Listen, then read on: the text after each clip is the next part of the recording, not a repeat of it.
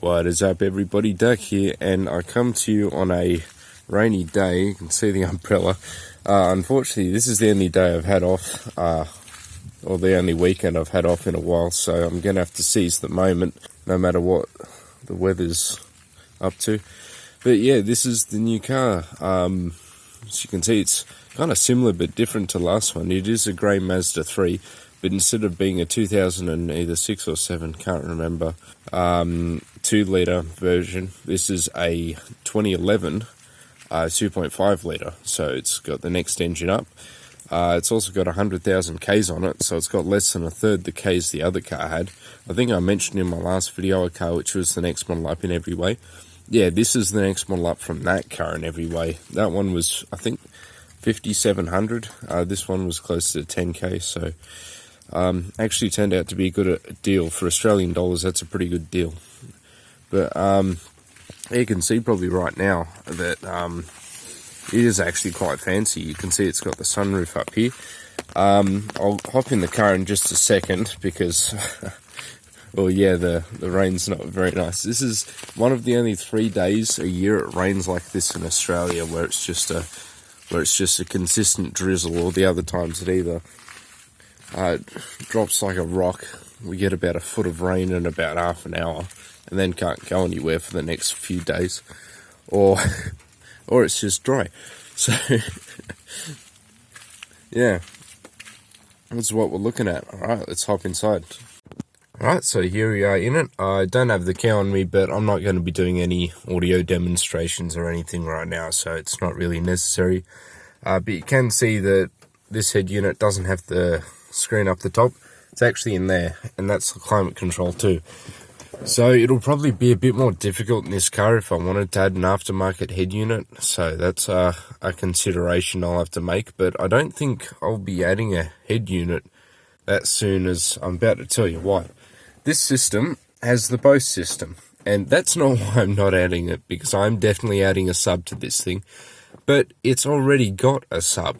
So to get the signal for the sub that I'm adding, I'm just going to be tapping into the existing signal up the back. I'm going to put a speaker to line converter. It's already got like a 6.5-inch sub, and I tested it and it seemed to be about 80 watts max. So it's kind of decent. But yeah, what else we got? We got leather interior, climate control. Not only does this thing have a working aircon, it's got climate control. Damn, that is luxury.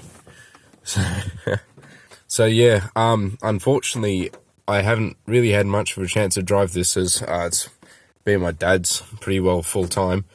That's why every weekend I've had, well, virtually every weekend I've had assignment due on Sunday. So this is the first weekend I haven't had an assignment due, and I can't do it during the week as my dad works during the week, so the car's not here, and I've got uni other days during the week, so it just doesn't work. So that's why finally I'm making this video a month after we've got it.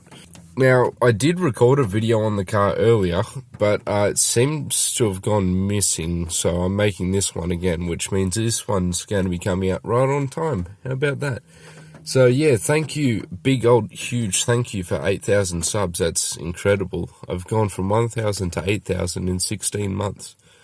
So hopefully by the end of the year, maybe I'll be able to bring out a few more big videos. We could possibly get to 10,000. So that'll be pretty cool. It's about 500 subs a month, I think. Yeah. So I think we've got a shot. If I bring out some good videos, you can get to 10,000 subscribers this year, and then hopefully by the end of next year, 100,000 subs or something. It always seems to expand like that, so I'm really keen. I think it is just like the way that I kind of like to schedule. Oh, and also the way my audio hobby works too. It'd be fantastic if I could have a YouTube as a career, but that usually happens at around 100,000 subs. You can start going full time on YouTube. So yeah, you can see Bose system, speaker, tweeter, speaker, and also the rear seats have a tweeter too, unlike the last car didn't, and this has a sub. So it is definitely an upgraded audio system from the last one. It sounds a bit sharp and a bit tinny. The bass sounds a bit woolly, and it cuts out at about 40 hertz. It doesn't go any deeper than 40 hertz, which in the last Mazda 3, you could kind of get 40 hertz out of the door speakers. So, although this sub is definitely louder, but the last Mazda could kind of do it because it had sealed door cavities. So, yeah, other than that, this car's pretty good. Although, since it does have a Bose system, it's going to be harder to do. Well, I imagine it's going to be more difficult to do an integration. So, I think I'll probably get one of Audio Control's fancy line-out converters and see what I can do with that. But it's going to be harder to integrate. I might be able to put a head unit in here, but once again, I just don't like head units, and this one's kind of already got enough features. I think the only head unit I'd want to get is one with an optical out, which I could run to the DSP. But I'll have to get a fancier DSP too, because this has got lots of channels. So I'd want to do something proper. Other than that, I'd show off the sub in this thing. It's very small and fits into the spare wheel, except that's going to be in the next video, which has already been recorded, and I've just got to edit that, so you can look forward to that one coming out soon. And it has another gadget in it that I'm about to make a video on. A bit of a shame too, today I was going to install the power cable into this car for upcoming sub, but, it was just going to be the power cable. I'm putting an Anderson connector, which is the high current DC connector, so I can put in and take out things. My instructions for this car, as my dad does use it most of the time, is I can't do what was in the last one, which is have a box which is not... actually, the main thing is I can't have a box in the car which requires the modification of the car, and the last one did. I had to take some panels off the boot lid. I had to cut 2 bits of like fiberglass, kind of whatever that type of plastic composite material is, out of the boot for it to sit down. It was like a step, if you imagine. It was kind of a step where it went from the boot space to the false floor, and then the spare wheel space. There was kind of like a small step that I had to cut out. And yeah, I had to remove all the spare wheel and have it on the back seat. So I've been instructed that I can't do that this time. So, as you know, the saying, there's no replacement for displacement. Since I can't put in as big a box, I'm just going to have to put in a more powerful sub, aren't I?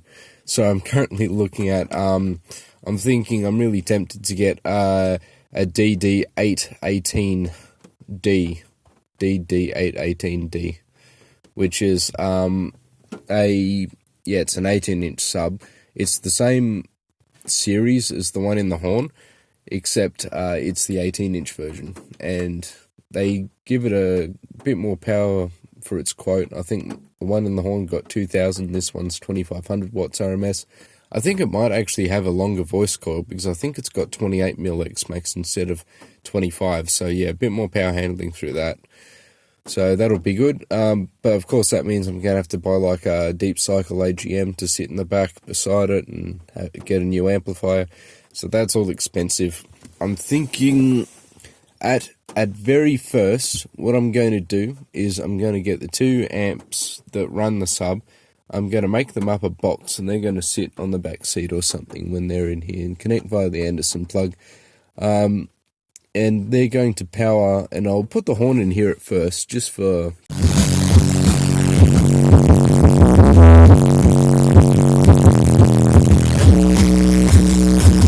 just for a weekend or something, just to suss it out.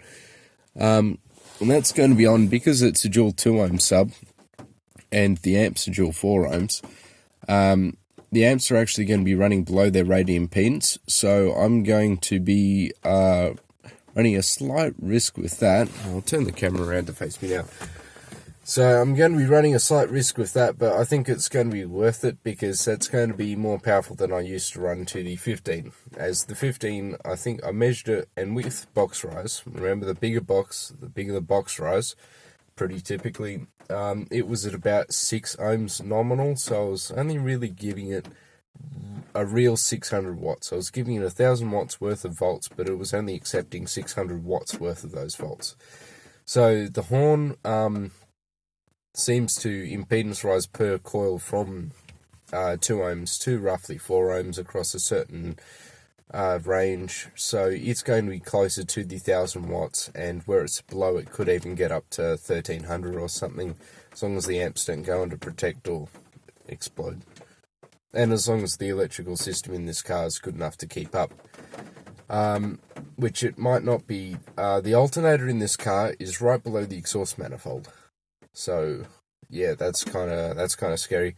And the battery in it is a 540 cca. The last car I swapped out the 540 that it had in it for a 710 to get a bit more power for the sub. This has still just got a 540. In fact, this car has in it the same battery that the last Mazda had that I took out. So that's kind of funny, which means I'm probably going to be swapping out the same battery for the same new battery. If I do go with the big power setup, I'll be getting a 100 amp AGM, probably just 100 amp sealed lead acid AGM. You can probably hear the rain hitting the roof too. Yep, it's picking up a bit. It's just the tree. So I'll be getting that. Possibly lithium, although I'm not sure, because a 100 amp AGM costs about the same as 40 amps lithium here, unless I go hunting for some cheap lithium online, which I'm tempted to do. But yeah, 40 amps of lithium probably does the same amount of energy output as 100 amps of AGM, although it doesn't hold 100 amps worth of capacity of electricity. That's something we've got to think about, because the alternator can't keep up. I need a lot of reserve. So I think I'm going to get the 100 amp AGM. If I want to get better volts too, then I can always go lithium or something like that. But this car, dual alternator, doesn't seem to be possible. More powerful alternator could be possible. Maybe. That's further down. So yeah, the next setup could be, depending, I found an amp on Gumtree, which is like Australian eBay sort of, except it's just secondhand. Though apparently they've got in the UK too, but and it's a 3800 watt. It's DD-M3C, so which is a 3800 watt at 14.4 volt amplifier, which looks really cool. And it'd run the pants off the 18. Well, not completely off. It'd just run it really well. I've seen the 15-inch version take 5,000 watts RMS, so the 18 should be fine with 3800. But that's distant plans. That's like, I'm gonna have to put out probably a couple more YouTube videos that get 100k type deal before I can go ahead with that. I still want to get the two 18s for the boxes that I'm testing, two 18s versus the folded horn for efficiency. I've got the SPL meter now. Next video's on that. And I want to get some PC upgrades too. My PC's running kind of garbage recently, and I've got enough money for it, but I want to have enough in reserve just in case. So, I think that just about does it for this video, though, of the kind of showcase of the new car. 2.5 doesn't rev out as hard as the last one, but it's got gobs of torque. It's really good, 6-speed, manual. Of course, manual. Got to get manual. I drive an auto, and they just cheese me off because they always seem to not be in the gear that I want them to be in. Like, funnily enough, this car has the same engine as alright, pixelated, but you can get the idea. My mum's car up there. Same engine, 2.5 litre, except that is a big heavy SUV and this is a light hatchback. This hatchback is actually lighter than the last Mazda, not including the sub box. So this thing feels really, really zippy. It's quite good. It is, though, a stroked version of the last engine. So you've got bored engines and then you've got stroked engines where the piston travels further. This one, the piston travels further, and because it travels further, it means the crank's got to have a wider radius, which means it doesn't rev so hard. So this one's red line is at 6,200, whereas the last car was at 6,500. Although I think this one has so much torque down low, I feel like it'd do well turboed, so possibly I could become yet another car audio channel that goes into cars. I think like 3 or 4 channels I watch have essentially gone from car audio to car performance, or just kind of, they've always been about the car audio, but they kind of take a hiatus and go do fast car stuff. That'll wrap up this video. If you enjoyed, leave a like. Once again, thanks a ton for 8,000 subscribers. That's awesome. And I'll talk to you guys in the next video. See ya.